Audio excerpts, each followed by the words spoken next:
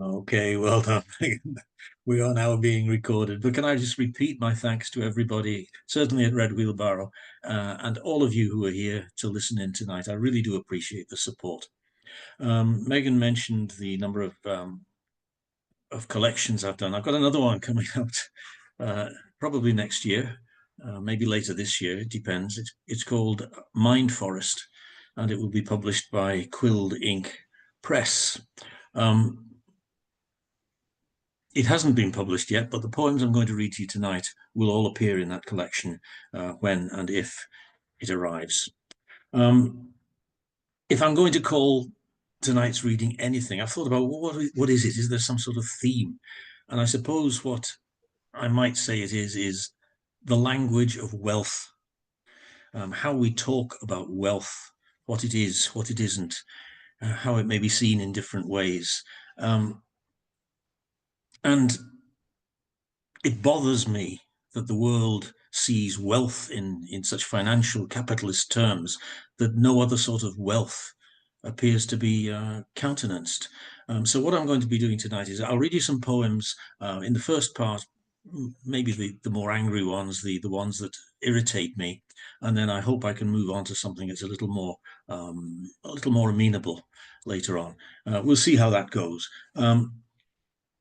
I'm bothered by the notion of certain words that bother me a lot. Things like progress, growth, ambition, development, success, and wealth.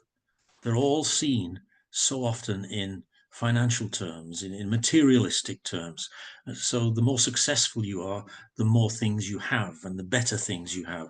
And I don't think that's always the case, at least not in my opinion. So I'm going to start off with a poem, a very short poem. Actually, I don't know if any of you have ever had a chance to look at a couple of short videos I did with Michael Raimondo in uh, the and his partner Justine. I did one last year based in the Platypus Forest, and this little poem, the one that starts off, was in there, and it is a very short poem, and it asks a question. It's called Blessing. Are you doing with your life what you want to do or what you think you ought to do?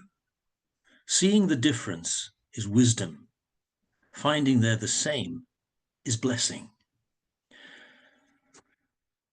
It's hardly a poem, is it? It's more like an aphorism, but it's what I believe. It's what I believe. And I spent a lot of my life, as so many people do, running after somebody else's dreams instead of my own. And it's only in later life that I've been able to find that not only did I feel awkward about that, but I didn't have to do it. This poem is called Making It. There comes a day, we think, when everything falls into place, when troubles die, the sun shines constantly, debts fade, and life makes sense. And does it matter then that we are not what everyone expects of us? And do we learn to please ourselves at last and find ambitions lie in living here and now? At 30, 40, 50 and beyond, we dream of making it, achieving, of a day when we'll sit back in wisdom and congratulate ourselves on our success. We'll have the car, the mortgage paid, the kids established in their own careers, their gaze like ours upon the day when they'll sit back in wisdom and congratulate themselves. The problem is that we must waste our days discovering the truth, instead of just accepting from the start we have it all. The opening of eyes upon the world is so much fantasy, and we believe the dream that dreaming is a myth. We can't, or can we, if we really try, respect the intuition of the child and grow from old to young, from death to birth again. And from that comes a little poem called Working Day. It is, as Megan mentioned at the beginning, it's Workers' Day. It's May the 1st. A very short poem, Working Day. And I wrote this sitting in the Botanical Gardens in Grahamstown years ago. Working Day. Hot afternoon. Shadows transferring weight from air to sunlit grasses. Parkland, sky, cool flatteries of tiny birds. Why must we feel guilty? Here we're welcomed home, having wasted time on mortgages, ambitions, cars, a million fripperies. This was the fortune waiting all along. We've earned the right to live it now, without, and here's the irony, ever needing to.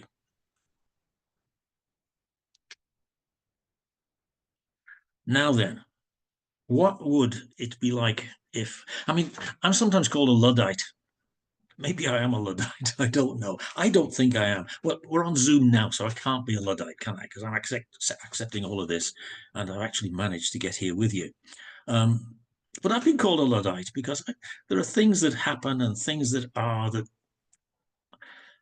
don't move me too much. Other things do. But it does occur to me that if we're living in a world where everything is technological, everything is technical, and who knows, maybe we are just within some sort of cosmic game. Um, I sometimes get emails from people I don't know calling me games. Hello, games. Would you like to do this? Would you like to do that? Who are you? I've never heard of you. And why are you sending me stuff about games? But maybe we are characters in a game. This poem is called God the Gamer. Who whispered to him as he planned the game called Earth? Who advised, you can't create great games without an awesome story? Well, here's the greatest story ever told. Darkness, light, sky, earth, and sea, each living creature that moveth, every creeping thing. Good stuff, yeah? Watch this new one break the mold. Okay, let's shape man in our image. You listening? Male and female create we them, immersed in hyper-realistic worlds of conflicts, terror, dreams, where we control each aspect of their little lives. Make them believe they have free will. Might even let them vote, imagining this green world of theirs is real. Instruct them to be fruitful, multiply, overfill the earth, subdue it. Liquidate the fish of the sea, the fowl of the air, and every living thing that calls this place its home. So easy, ain't it, to feel connected to plausible characters like these, so very much like us, the spitting image. Achieve dominion, man, kill and rinse the screen. So let's smirk, applaud as hubris wipes them out. Delete, reset. What say you, Lucifer? Ah, yes, boss cool. Sounds like a winner to me. I need this now.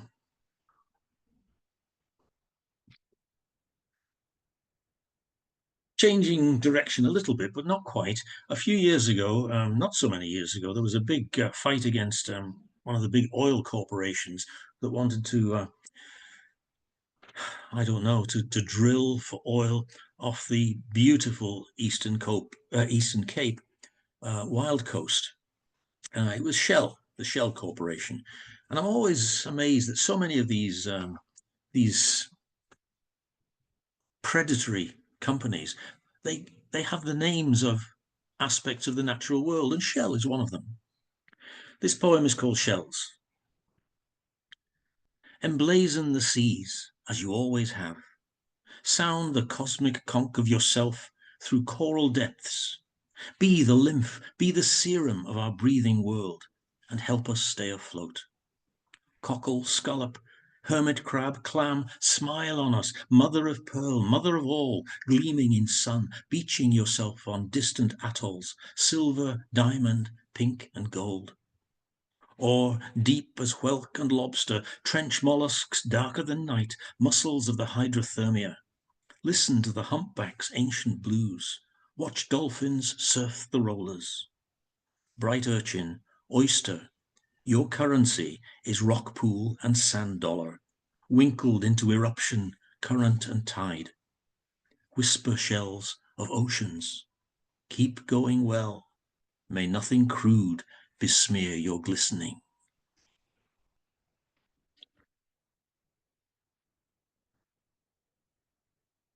Do you remember the years and years ago when I was growing up, Shell Oil used to have adverts on television with little songs that said, keep going well, keep going Shell. Does anybody else remember that? Maybe it's just me, but I had to put that in there, keep going well. more locally now, very locally, in fact, just down the road from here, um, the Helshuchter Road going down into Stellenbosch, um, there was a development, there is a development of a new luxury estate called Botmaskop Estate. And it just suddenly appeared, this wreckage of a Fynbos hillside. It was suddenly devastated. And I couldn't understand why. This is a wonderful, wonderful place. And suddenly it was just a wreck. It's now been challenged, and I would hope that whoever has damaged this and wants to put in 77 super hyper rich homes there is told to stop and try to put the place back the way it was, although they can't, of course. Anyway, I got angry, and I am angry still. And I'm living now in the Western Cape, so I have to pick up the occasional, just the very occasional, Afrikaans word. And there are two in this poem. In fact, the poem is called Skirte, which I believe means scabbiness, dirt, unpleasantness, itchiness. Skirte. Coming soon, crows the sign at the roadside. Exclusive development of new homes, Botmaskop Estate. That familiar dread, that familiar sense of dread, of inescapable killing and dispossession, the offhand razing of a hillside in the name of progress. Now barely a scab of this fenced-in land is left, whose only remaining wild things scrape around the tracks of screeching yellow earth-eaters, tearing up and vomiting out a junket of Fynbos habitat they were never invited to savour. I drive past on this busy road in pain. Botmas Kak, your legacy is Skirte.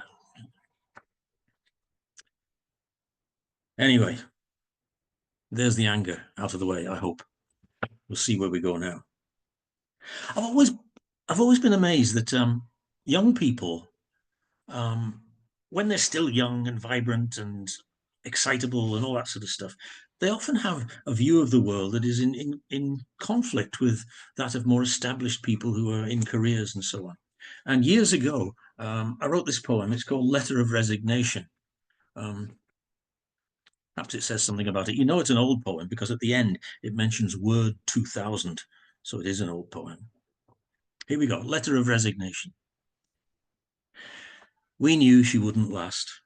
They rarely do, these temps, these incidentals, fly-by-nights. She laughed a lot, and certainly she threw herself into the job and knew her rights. But steady? No. She couldn't make that claim. No long-term prospects, pensions and that sort could tempt her. She'll regret it all the same.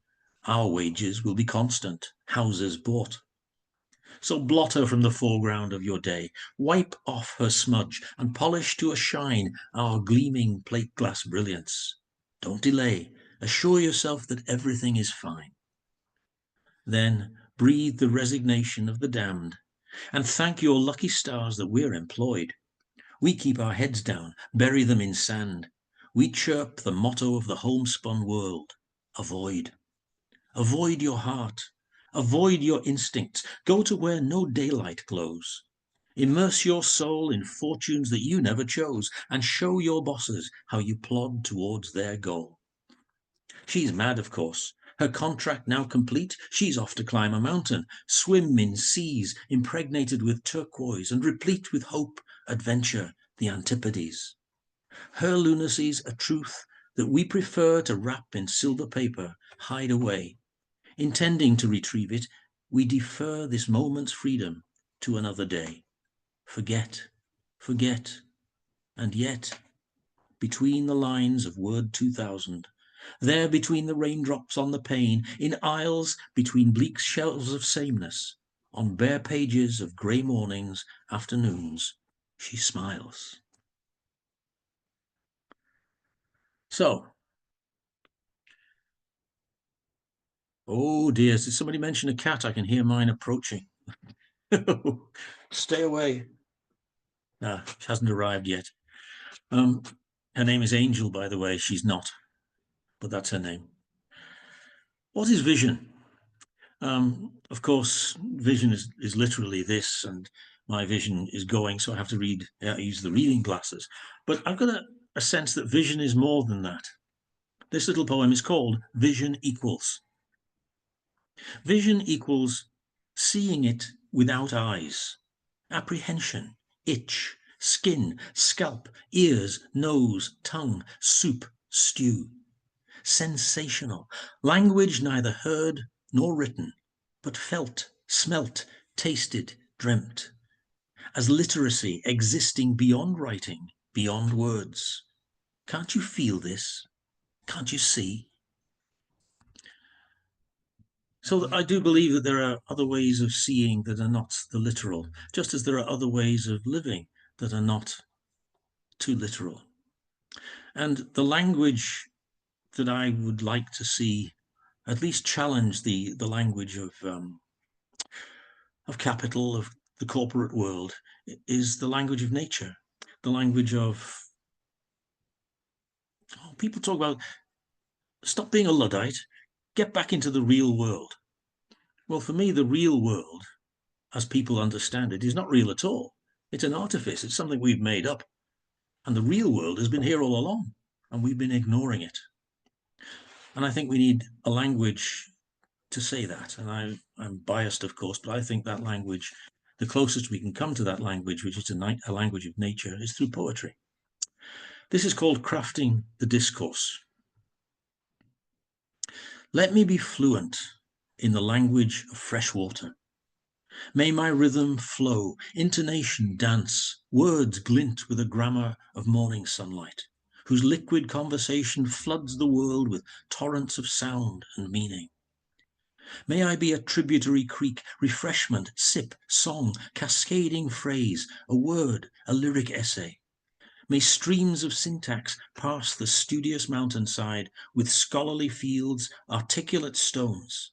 Yes, let me be fluent in the lexicon of clear water, language of a thirsty earth.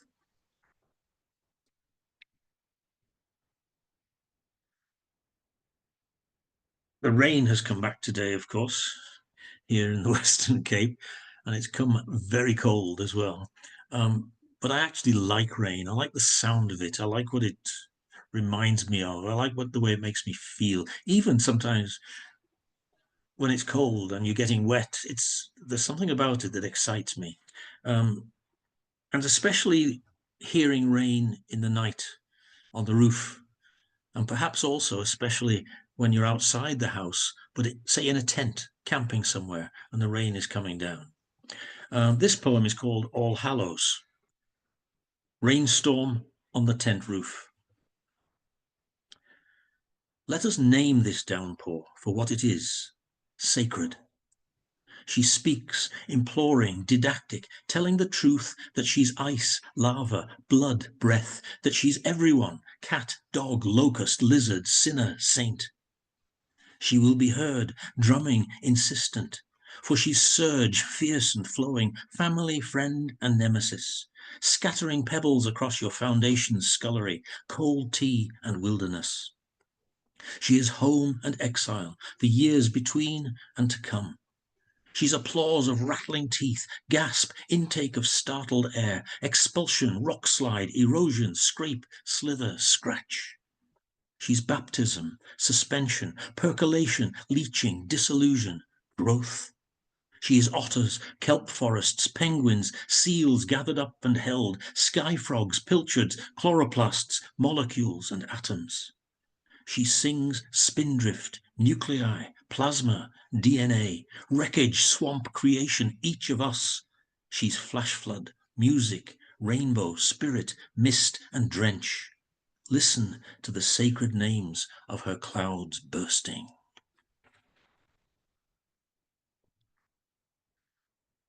And to go with that is,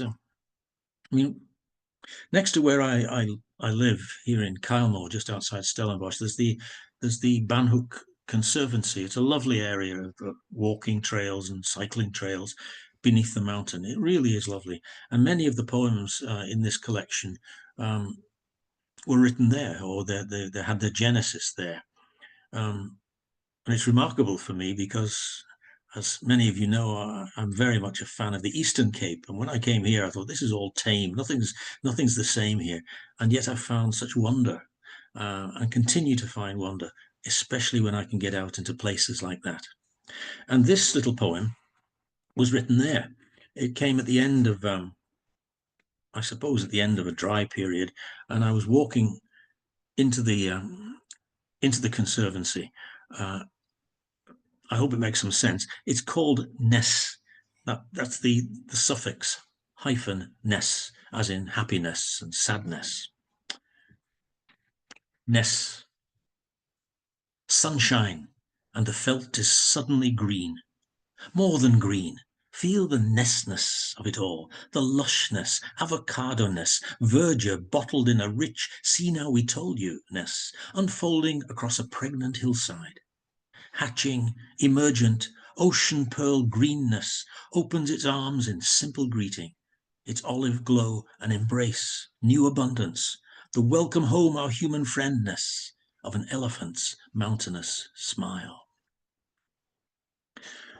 There is a mountain, one of the mountains above the Conservancy there is one that looks to me as it looked right from the start when I first came here, like the huge head of an elephant moving its trunk and its ear. You can see its eyes. I mean, it's obviously a female because behind it is the rest of the herd. And elephant herds, of course, elephant communities are all matriarchal. And I call her the matriarch. We have conversations all the time. I call her Mama. I'm not sure what she calls me. Probably a fool. But back to the Eastern Cape now. Last year, I went with a friend of mine. I don't think he's here tonight, called Shane Engelbrecht. And Shane is a good friend of mine. He used to try to keep me alive by being my personal trainer. I think he just put years onto me rather than we'll see how that goes anyway. But he's a good friend and he's super fit, super fit. He's much younger than I am, of course. But he had long wanted me. He loves the outside. He loves the natural world. And he'd long invited me to go up with him in a canoe up the wild Kariga River that comes down to the ocean at Port Alfred. Not at Port Alfred, at Kenton-on-Sea. And the lower part of the river is tidal. And we were starting our journey by canoe, and he was doing all the paddling, incidentally. I did none of it. We were going from the mouth of the river, upriver, towards an island, which was a special place for him. But unfortunately, I was on a visit to the Eastern Cape at that time, and the only day I could go with him was a Saturday morning, and the tide was going out when we started our trek up the river, which means not only was he running against not only was he going against the flow of the river, but he was also going against the tide as it was going out again. So it was hard. This is what happened. Kariga. We paddle upstream against the current and retreating tide. Black mangrove mud exhaling its halophytic breath around us. Saturday, an early start, hot autumn cloud. Here the salt-throated euphorbia forest crowds each bank with sharp-resined candelabra and too many spines for a human to risk. We crawl past unhurriedly, as the river requires. Her white-fronted cormorants, her pied kingfishers, and stately Goliath heron welcoming us beneath a tinkerbird's reversing chime. And there's an island far ahead where we'll rest and eat with the waterbuck, the crabs and blacksmith plovers, where the world is as it has always been, quiet and slow, and where, if at last we should lose ourselves, it won't be in concrete, tar and plastic. It will seem no tragic ending. I mentioned going to do the video with at the invitation of two wonderful people, two filmmakers, Michael and Justine. And the latest video was shot largely in the Platbos forest, which is a remnant of indigenous forest, and it's the southernmost forest in the whole of the African continent. And we went there, and I was in this 2 nights I spent in this wonderful cabin, and I met, and I use that word advisedly, I met a particular tree there. It was a milkwood that is so old, they think it's over 1,000 years old, and it's battered and knocked down, but it's still there. It's surviving, and it's still thriving in the middle of this remnant forest. And Michael introduced me, and I'm in debt to him for the term forest bathing. I'd never heard about forest bathing before, and apparently it's a Japanese ecotherapy that they call Shinrin-yoku, where people who are under stress, they can visit the forests and engage with them, just stay in them and revive themselves in the forest. And that's the way I felt. I felt that was happening to me in being in the forest, and in particular in visiting this milkwood tree. And as I sat with the tree, I felt it was talking to me. You know, that's the language that moves me. This is the language that moves me.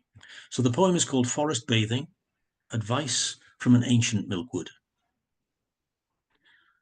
Put down some roots. Be anchored in this soil. Wait for the mosses to find you. Be still.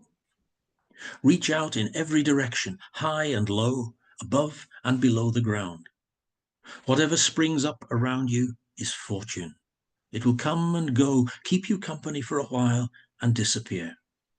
But you, or the memory of you, will remain. You are wrinkled now, slow and gnarled, and some will find you ugly. You are not. Presence in the earth is never ugly. Be a healer.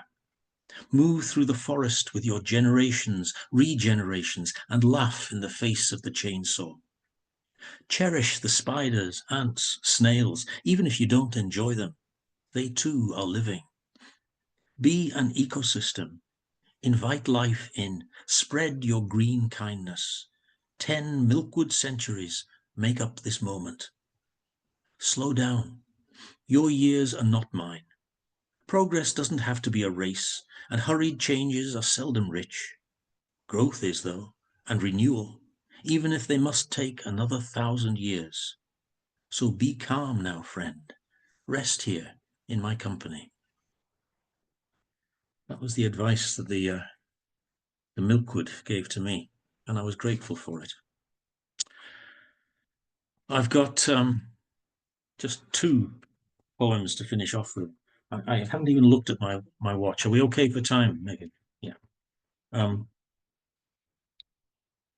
I said at the beginning that I'm accused regularly of being a Luddite. It's almost I almost take it as a compliment now.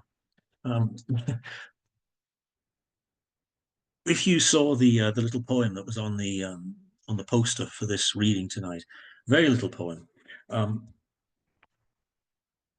Maybe it proves I'm a Luddite. I don't know. It's called AI, and of course, AI. If you speak to a farmer, especially a dairy farmer or a cattle farmer, they will tell you what AI stands for, and it's not what people think. It's artificial insemination. Artificial insemination. This is AI. Inseminate us, please, with as much artificiality as you can find. Presume to call this intelligence. I'm going to finish with piece of paper just fell down, excuse me. I'm going to finish with a poem that I wrote some years ago. We used to have, when we lived in the Eastern Cape, we used to have a beautiful place at the coast, at a place called Cinta East, on the Wild Coast. Wonderful thatched place with a deck looking out over the dune forest to the Indian Ocean. And it was glorious. We'd open the doors and it was just wonderful. We'd go there for Christmas, and every Christmas. But of course, Christmas here is high summer. It's the middle of the summer. But our families, many of our families and friends were in the Northern Hemisphere, in UK particularly, where, of course, it was the deep midwinter, very, very different from what we were experiencing. But one of the wonders of the modern world is what we're doing now, of course, where we can speak to one another. But another one of these is called FaceTime. And we used to use FaceTime to talk to relatives and friends. This poem is called FaceTime at Christmas. I'll finish with it. But before I do, can I thank everybody again for being here and for staying with me, particularly with Red Wheelbarrow Poetry Collective and Megan, Jacques. I saw Ed there before as well, other people. Thank you very much for having me. And just to prove I'm not a Luddite, this is FaceTime at Christmas. Here's the miracle of living right now. On your iPad, you chat with family, friends, instantly face to face across half a globe. Their seasons icily congealed from your summer day. These weaver birds, the sea. Isn't this, they all ask, progress? Of course. Don't wear your thinking cap, more a deflection of thinking cap, more a lid. Take it off, let your head breathe, sink into dune forest. A chestnut-eyed fly, bronze-bodied, cruises the tabletop, grazing like a rhino. A gecko, sprinting, solidifies to a hinge down the kitchen window. Swifts, swallows are dark streaks kissing the eastern sky above a rising hiss of nighttime bugs. And now vanishing, we wait for the bats. All these, like FaceTime, are marvels. Living then, living now, living when. Touch the air, touch the screen, and wonder. Thank you very much. Thank you so very much, Harry, for that wonderful reading. I can tell a lot of thought and effort went into the reading itself, and I think we all really appreciate that, apart from the poems and creativity that you shared with us. Thank you. Thank you all. There were definitely some poems in there that I particularly probably needed to hear while I sweat over the various things that are expected of me. Take courage. Hey, Megan, we've all been there, I promise you. It's not unusual. Yeah, I'm sure there are lots of people feeling exactly like me. Gosh, I needed to hear some of those, particularly this evening. We're going to move into the Q&A session. If anyone would like to either put their question in the chat or else speak up, please, or raise your hand. Jacques has raised his hand. Jacques, you can go ahead. Harry, can you hear me? I Yes. can, Jacques, yes. That's a fine thing. I loved your reading. And I'll never forget the first time. Zoom meeting view. Oh, let me just turn this off. I'll never forget the Wallback first is 1 of 3. time I heard you read, and the sense of wonder that I felt, and Speech on. I always feel that when I hear you read. I got wonderfully pulled in two directions listening to you tonight, and the one direction is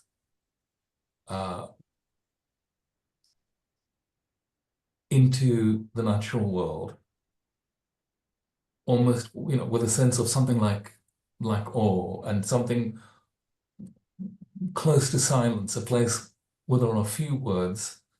And the other direction was into the world to make a difference, to change things, to intervene at times.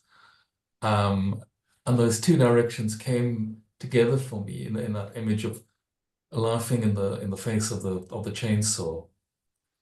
So I wonder, with these two strong pulls in your work, how do you keep your balance? What helps you to keep your balance with those two forces pulling you? It really is wonderful in the poems. Thank you for the question, Jacques. The honest answer is I don't know, but I'll try to give it some context if I can. I've long felt that the world, the Western world, the Western capitalist world, is it isn't just described by language like success and development and wealth and these things. It's become so much a part of who we are that it's almost as if the world is made by these words or by these expressions. We've started to think that, as I said before, people think this is the real world, but it's not. It's an artificial world. It's one that is real in the sense that you have to live in it and you have to make a living, you have to look after your families and do all of these things.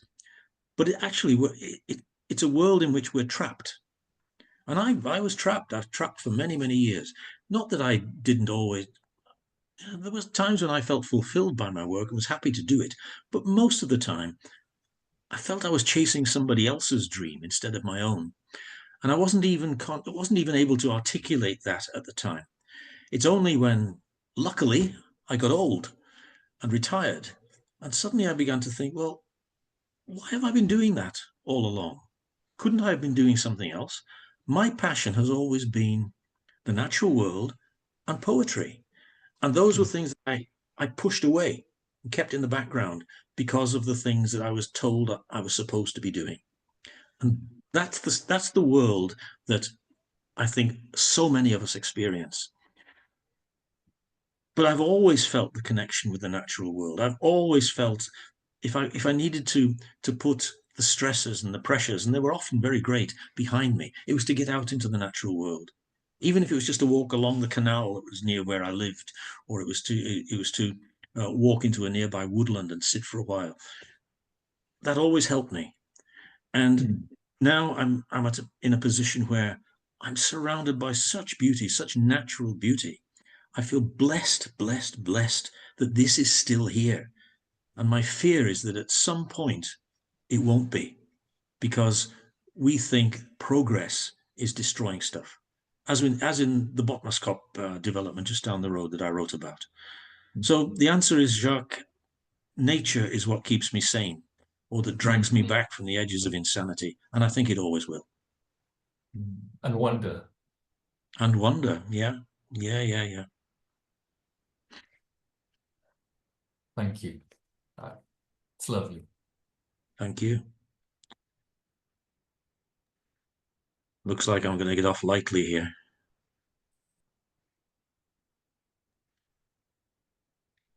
Thanks for that, Harry. Sorry, I'm just struggling with me and my cough. Is there anybody else who would like to ask a question?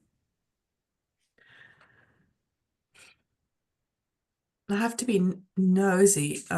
Harry, sorry I haven't been familiar with your work, and I was first introduced to it this afternoon or this evening.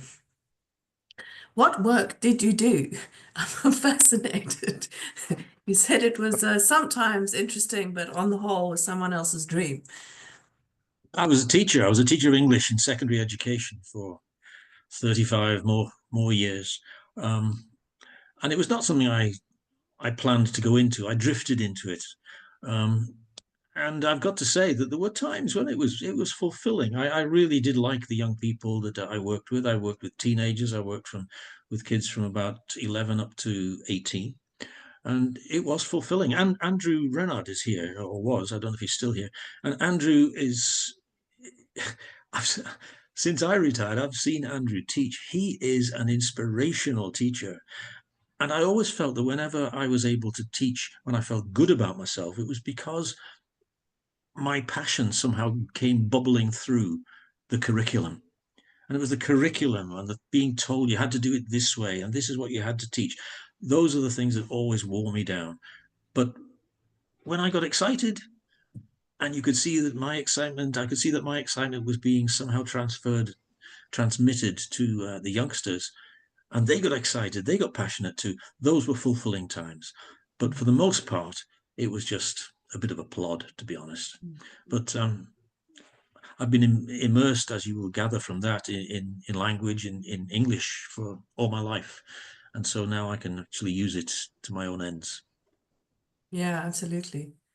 I've sometimes thought about teaching as a, well, I mean, for me, I'm not a teacher, so it would be, a very late career change for me. But I've often thought about how much fun it might be, and Andrew will probably laugh at me, but how much fun it might be talking to a lot of young people about poetry on a regular basis. Yeah, it is. That is the exciting part, and seeing them get excited about it. But those are only occasional things, or were only occasional things for me. The rest of the time was getting through a curriculum.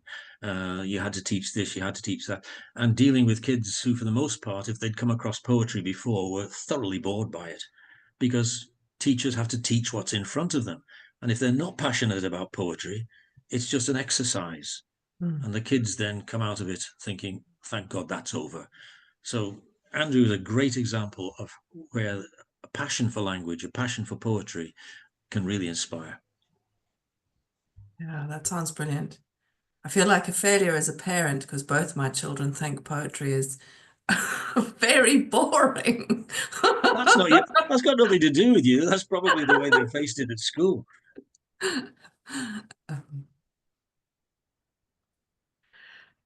Anybody else want to say some things? There have been people chatting, but saying thank you for the very fine poems, and I totally agree. Harry, is there anything else that you would like to share with us? I would be interested to know, just I guess from a practical point of view, like the bit of poetry that is perspiration rather than inspiration. If one gets told about that, 10% inspiration, 90% perspiration. How do you find making collections? Has your approach to creating a collection of poetry changed over the years? I don't think I've ever spoken to anybody who's done 10 collections. So I'd be interested to hear about whether you have developed the way you approach, and then after you answer that one, if you don't mind, Robin has a question. Thank you for this question. It's an interesting one. I have never set up or set out to write a collection. In fact, I never set out to write a poem. I write when I go out walking, for example. This is where ideas come to me. I take a notebook with me and I'm scribbling stuff down, but I'm not writing poems. I'm just writing stuff so I don't forget them later. And sometimes from that comes a poem, but it doesn't come immediately. It's not inspiration. It's hard work. If you think that just scribbling a few lines, making them look like a sonnet is a poem, I'm afraid I'd have to disabuse you of that idea. It's hard work, and sometimes the editing, the rewriting, the changing takes a long time. You have to put it aside and come back to it. You have to put it aside again and come back to it, and you may eventually think, well, no, I don't like it. It's not a poem. It doesn't want to be a poem. So I don't like the word inspiration, but sometimes there's a recognition of what a piece of writing wants to be. And sometimes it wants to be a poem, and you want it, yeah, I want it to be a poem, but I want it to be a sonnet. It doesn't want to be a sonnet, it wants to be something else. And that so often is why you have to leave it and come back to it, because the poem talks to you and tells you what it wants to be. And if it's going to succeed, eventually it will be the poem it wants to be rather than the poem you want it to be. And I've always worked like that. And all I do is write, and then eventually comes a point where you think, can I put some of these together as a collection, some sort of theme I can make from these? And then maybe you have a collection. But I don't work any differently now to the way I've always worked. Other poets probably would tell you something else and where they work differently, but that's what works for me. Sure. I think it was the way that you read for us this evening, it was very clear that you'd thought about what would come next, what would come first, what would go together. And I really appreciated the way that you had thought about that, because it really came across in a kind of, you took us through a kind of process, a journey, that I think was very organized and, I don't know, just appropriate. But anyway, let me not waffle. Robin has a question for you. Over to you, Robin. Thanks, Harry. That was such a lovely reading. And I recognize, you know, the way poems are born, very recognizable. I was just very inquisitive. Are you still writing about the natural world? What are the poems in your new book? Actually, this new book, the new collection, had its genesis in a collection I had to do for a required element of the PhD I did and got a year or two ago, a couple of years ago. There was a creative element to that, and for me as a poet, I had to produce a collection of poems, which I did, and they had to apply in some way, directly or indirectly, to the thesis. And so I did that, and I produced a collection. What's happened since then with that collection is that I've put it to one side. I've thought about it, I've changed it, I've done things to it. So it's still at its heart the same required collection, but I think it's better now because I've worked on it. I've let it work on me. It was originally in 4 parts that represented different aspects of corporate and capitalist ways of viewing the world, and I've discarded that now, and I've tried to make it a little bit more organic. No pun intended there, but I recognize it is there, and I hope it's better. But yes, I do write about the natural world, not because I don't like to call it nature poetry. I'm no Shakespeare, not Shakespeare. No, I'm not Shakespeare, but I'm no Wordsworth either. Wordsworth would go out wandering in the hills and write about what he saw and all the rest of it, which is wonderful and it's beautiful and it's lasted a long, long time. But I suppose my work is less nature poetry and more eco poetry, because I try to connect it with us, with life, with the human experience of the world. And so, yes, I'm still writing. Everything is based. I can't help it. I just can't help it. It's the natural world is part of me, and I am part of it. So, yeah, that informs me. That informs my writing. But I hope it's changing a little. I hope it's developing a little, and with any luck, it'll be getting a little bit better as well. We'll see. Thanks, Harry. I'm sure it's wonderful. Look forward to reading it. Thank you very much, Robin. We have one more question from Julene. I hope I'm pronouncing your name correctly. You can go ahead when you're ready. I'm trying to see where she is. Okay, sorry. I'm struggling with the technology, so I'm more of a Luddite than you are, Harry. I doubt it. I feel like this every time with one of the readings. My question is, I often struggle making a personal decision when it comes to having an opinion or judging situations like Bootmaskop. And why I'm saying it is because, yes, I can see the destruction, and one can imagine more destruction, and one can imagine these kinds of destruction whenever a new development goes up, whenever we go into an area of unspoiled nature or semi-spoiled nature, and we completely destroy it or near destroy it. Yet I live in a house that was once Renosterveld. All of us live in houses that was once field, and therefore, yeah, I find it. Yeah, I have questions. When do we stop someone else from clearing the next square 10 meters or 200 meters or 400 meters to build the house of their choice? The best response I have is to try and be as aware as I can, to limit my impact, to live conscientiously. But yeah, but what do we do? How do we help engineers, architects, people in general make decisions, come up with solutions that are less destructive? Great question, Julian. And I too live in a house that used to be like that before I came on the scene. But yeah, there's a huge hypocrisy involved in it. And how do you deal with it? How do I deal with it? With some discomfort is the answer to that.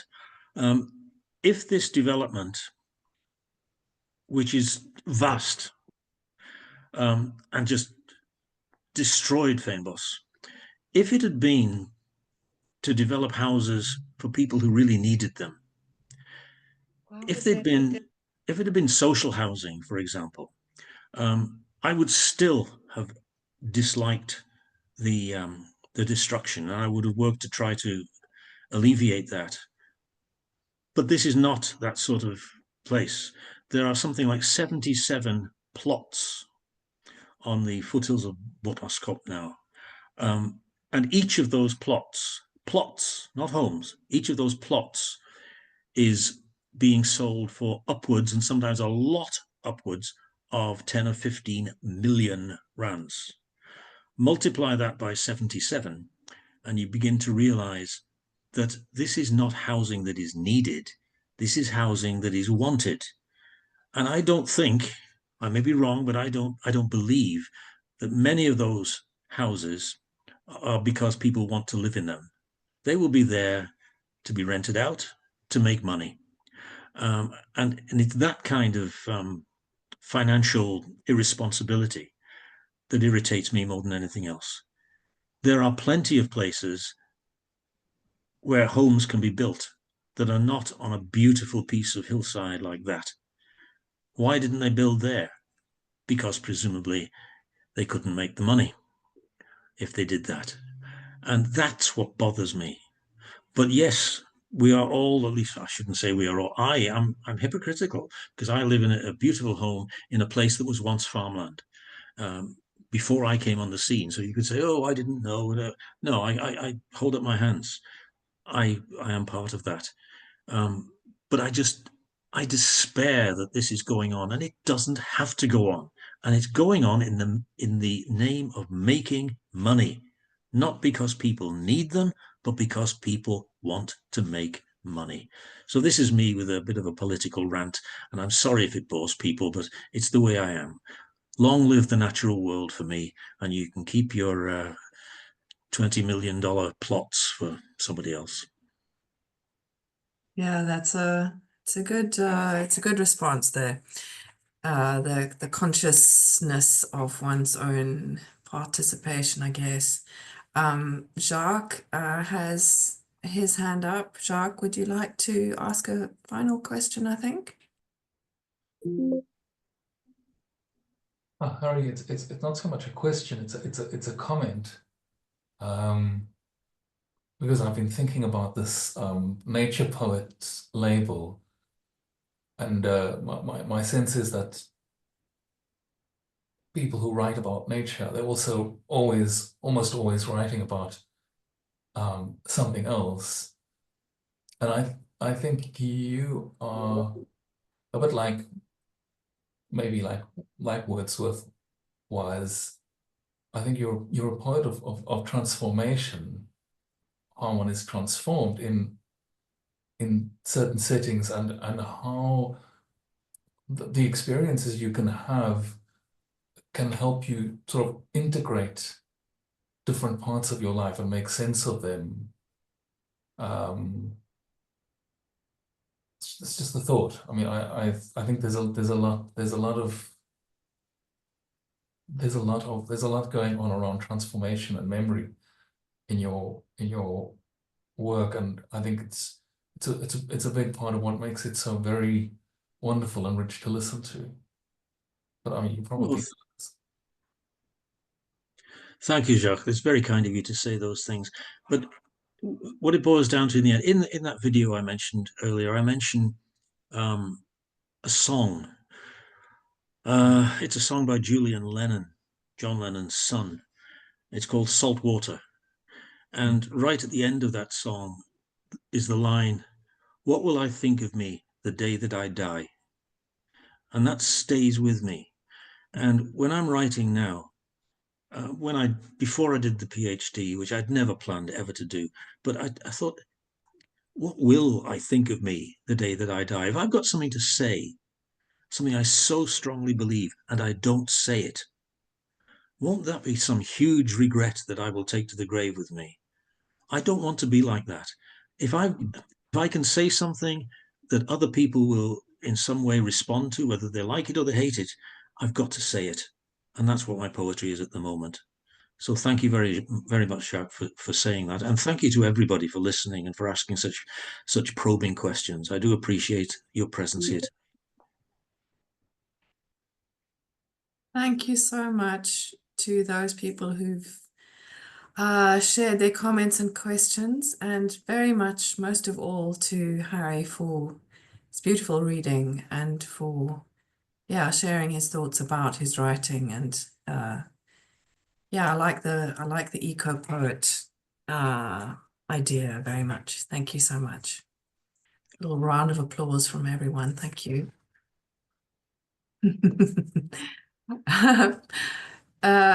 So I think I am going to now stop recording, and then we will have a 3-minute break, and then we'll carry on with the open mic section of the evening.